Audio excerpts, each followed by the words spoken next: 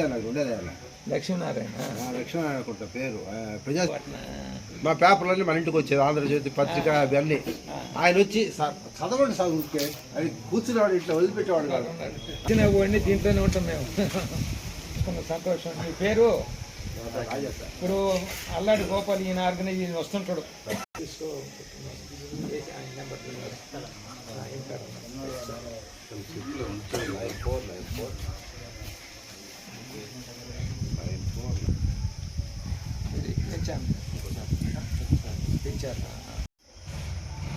నా పేరు చంద్ర రాజగోపాల్, నెల్లూరు జిల్లా మాజీ జిల్లా కార్యదర్శిని, సిపిఎం పార్టీ సీనియర్ లీడర్.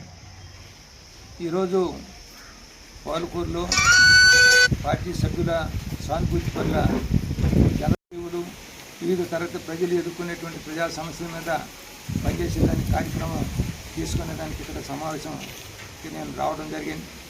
మరి ఈ ప్రాంతంలో ముఖ్యంగా పాలకూరు ప్రాంతంలో రైతులు గిట్టుబాటు ధర లేదు. ఏ పంట పండించినా వాళ్ళందరూ కూడా ఈరోజు వరి పండించినా, పొగాకు పండించినా, పత్తి పండించినా, మిర్చి పండించినా వీటికి ధరలు లేక రైతులు నష్టపోతూ ఉన్నారు.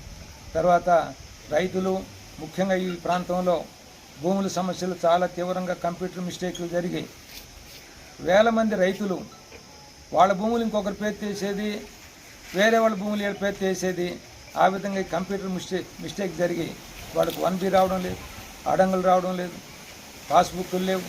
తర్వాత వాళ్ళకి రైతులకి రాయితీలు రావడం లేదు, చాలా ఇబ్బంది పడుతున్నారు. అందువల్ల ఈ కంప్యూటర్ మిస్టేక్స్ అన్ని కూడా సరిచేయాలా. చుక్కల భూములు కూడా ఉన్నాయి. ఈరోజు కూడా చుక్కల భూముల సమస్య పరిష్కారం కాలేదు. చాలా సాదా బైనామాలు రాసుకున్నటువంటి వాళ్ళు ప్రభుత్వం రిజిస్టర్ చేస్తానని చెప్పేంత వరకు వాటిని రిజిస్టర్ చేయడం లేదు. రైతులు మొత్తం వ్యవసాయ భూములన్నీ కూడా కాలువలు బూడిపోయి ఉన్నాయి, వాటిని తొలగించడం ఇవన్నీ చేయటం అనేటువంటి ప్రభుత్వం మర్చిపోయింది. విద్య, వైద్యం ఇవన్నీ ప్రాంత ప్రజలకు అందకుండా పోతున్నాయి. ప్రభుత్వ హాస్పిటల్లో వైద్యం లేదు, ప్రభుత్వ స్కూళ్లలో చదువు లేదు, అందరూ ప్రైవేటుకు పోవాల్సి వస్తూ ఉంది. దాంతో ఖర్చులు పెరిగిపోతూ ఉన్నాయి. అట్నే ఈరోజు విపరీతంగా ధరలు పెరిగి ఈ ప్రాంత ప్రజలందరూ కూడా తీవ్రమైనటువంటి ఇబ్బందుల్లో ఉన్నారు. పేదవాళ్ళు ఈ ప్రాంతంలో బీసీలు ఎక్కువ మంది ఉన్నారు. వాళ్ళు చాలా దగ్గరలో వైసీపీ ప్రభుత్వం ఆరు అంకణాలు స్థలం ఇస్తే నేను చంద్రబాబు నాయుడు 12 అంకణాలు పల్లెల్లో, పట్టణాల్లో 9 అంకణాలు ఇస్తా ఉన్నాడు. అది ఎక్కడ ఇంతవరకు అమలు జరగలేదు. తర్వాత ఈరోజు తాగేదానికి ఎండాకాలం ఇస్తే మంచినీళ్ళు లేకుండా పోతుండయి.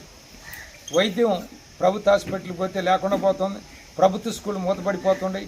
కాబట్టి వీటన్ని సమస్యల మీద మేము పనిచేయాలని చెప్పి కోరుతున్నాం ఈ ప్రాంత ప్రజలందరూ కూడా. అంటే ఈ ప్రాంతంలో ఉండేటువంటి తెల్లరాయి మొత్తం దొంగలు ప్రభుత్వానికి రాయల్టీలు కట్టకుండా వేల కోట్లు ఇది వరకు ఉన్న వైసీపీలు అట్నే జరిగింది, ఈ ప్రభుత్వం అట్నే జరిగింది. అట్నే ఇసుక అమ్ముకుంటున్నారు. ప్రభుత్వానికి రావాల్సినటువంటి అనేకం ఇవన్నీ కూడా ఈరోజు కొద్దిమంది చేతుల్లోకి పోతా ఉన్నాయి. అట్నే ఈరోజు కేంద్ర ప్రభుత్వం ప్రజలకు ఇచ్చినటువంటి ఏ వాగ్దానాన్ని అమలు చేయలేదు. ముఖ్యంగా ప్రతి సంవత్సరానికి 2 కోట్ల ఉద్యోగాలు కల్పిస్తానన్న మోడీ ఈరోజు 10 లక్షల ఉద్యోగాలు ఖాళీ ఉంటే కేంద్ర ప్రభుత్వం స్వాధీనంలో వాటిని ఫిలప్ చేయలేదు. అట్నే ఏంటంటే స్విస్ బ్యాంకుల్లో 75 లక్షల కోట్లు దొంగ డబ్బులు ఉన్నాయి. వీటన్నిటినీ నేను అధికారంలోకి వచ్చిన 100 రోజుల్లో తీసుకొచ్చి ప్రతి ఒక్క ఖాతాలో 15 లక్షలు వేస్తూ ఉన్నారు. 11 సంవత్సరాలైనా ఒక్క డబ్బుని 1 లక్ష రూపాయలు కూడా వెనక్కి తేలేదు, ఒక్కరి అకౌంట్లో వేయలేదు. ఇంకా దొంగ డబ్బు ఇక్కడి నుంచి స్విస్ బ్యాంకులకి తరలిపోతూ ఉంది. అట్నే పెట్రోల్, డీజిల్ రేట్లు మోడీ వచ్చినప్పుడు 40-50 రూపాయలు ఉంటే ఈరోజు 110 రూపాయలు అయిపోయినాయి. గ్యాస్ 400 ఉంటే ఈరోజు గ్యాస్ 1000 రూపాయలు అయిపోయింది. విద్య, వైద్యం అనేటువంటిది ఈరోజు ప్రజలకు అందుబాటులో లేకుండా పోయింది. ప్రభుత్వ పాఠశాలలు మూతపడతా ఉన్నాయి. ఆఖరాకి మన వైద్య కళాశాల కూడా పూర్తిగా మన ఆంధ్రప్రదేశ్లో ప్రైవేట్ రంగంలోనే నిర్మిస్తామని చంద్రబాబు చెప్తుండే చాలా దుర్మార్గమైంది. ఆ విధంగా ఈరోజు ప్రజలు ధరలు పెరిగిపోయినాయి, అవినీతి పెరిగింది. ఈరోజు ఇంటి పన్నులు పెరిగినాయి, కరెంటు ఛార్జీలు పెరిగినాయి. ఏ ఒక్కటి కూడా ప్రజలకు అందుబాటులో లేకుండా పోతుంది. అవినీతి పెద్ద ఎత్తున జరుగుతూ ఉంది. ప్రభుత్వ భూములు నిజంగా పేదవాడికి ఏదన్నా ఉపయోగపడి ఉందంటే ప్రభుత్వ భూముల్ని పేదలకు పంచితే సాగు చేసుకొని బతుకుతారు.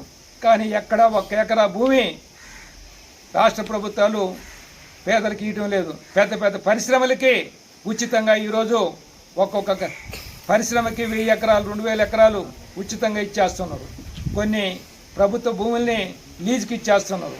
రానున్న కాలంలో పేదవాళ్ళకి భూములు ఇచ్చేటువంటి సమస్య అనేటువంటిది లేకుండానే కేంద్ర రాష్ట్ర ప్రభుత్వాలు చేస్తున్నాయి. అనేక రకాలైనటువంటి స్కీములు పెడుతున్నారు. ఇవన్నీ కూడా ధనవంతులకు ఉపయోగపడేటువంటి స్కీములు తప్ప పేదవాళ్ళకు ఉపయోగపడే పరిస్థితి లేదు. అంగన్వాడీలకి జీతాలు పెంచలా, ఆశా వర్కర్లకి జీతాలు పెంచలా, కార్మికులకి కష్టజీవులకి పని గంటలు ఉండేటువంటి చట్టాలను మార్చేసినారు. అనేక రకాలైనటువంటి ప్రభుత్వం దోపిడీ పద్ధతులు చేస్తుంది. రైతులకి కష్టజీవులకి కార్మికులకి అందరికీ చాలా నష్టదాయకంగా ఉన్నాయి. కేంద్ర రాష్ట్ర ప్రభుత్వ దుర్మార్గ విధానాలకు వ్యతిరేకంగా పోరాడాలని చెప్పి ఈ సందర్భంగా నేను అందరికీ తెలియజేస్తున్నాను.